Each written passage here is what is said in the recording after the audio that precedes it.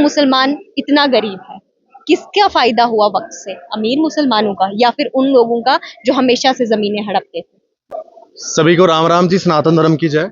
मेरे साथ ना बात करने के लिए मौजूद है एमएलए किश्तवाड़ शगुन परिहार जी। और आज एक बार फिर से वक्फ अमेंडमेंट बिल को लेकर असेंबली के अंदर हंगामा हुआ और कुछ देर के लिए फिर से जो है हमारे यहाँ पर जो असेंबली है उसको रोक दिया गया है। मैम, कल भी इसी तरह का हंगामा, लोगों के इश्यूज को नहीं उठाया देने, आज भी नहीं। क्या वक्फ अमेंडमेंट बिल के लिए हमारे जो पब्लिक के इश्यूज हैं यहाँ पर, उन सबको मतलब आई वॉश करने की कोशिश की जा रही है? आप देखिए, पब्लिक को आई वॉश ही कर रहे हैं। वक्फ बिल पहले लाया किसने? एक प्राइवेट मेंबर का बिल पास कैसे हुआ? ये उस टाइम पे एक अपीजमेंट पॉलिसी चल रही थी, मतलब एक विशेष समुदाय को अपनी तरफ से खुश करने के लिए और देश को बांटने के लिए कांग्रेस का एजेंडा था।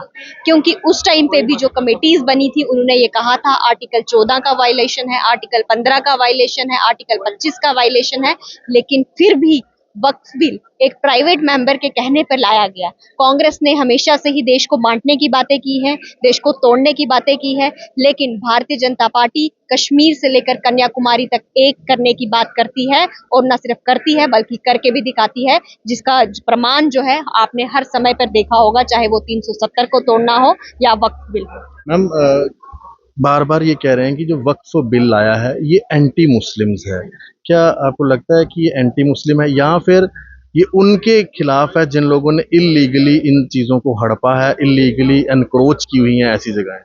बिल्कुल, ये इल्लीगल इंक्रोचमेंट्स के खिलाफ है। ये उन लोगों के खिलाफ हैं जिन्होंने अपने एटीएम चलाए हुए थे, जिन्होंने वक्फ के नाम पे लूट मार मचाई हुई थी। आप मुझे बताइए, 2006 की सर्चर कमेटी की रिपोर्ट बताती है कि उस बिल के तहत जो है एक इनकम, जो एनुअल इनकम जनरेट होनी थी वो 12,000 करोड़ होनी थी, लेकिन वो सिमट कर 163 करोड़ रह गई।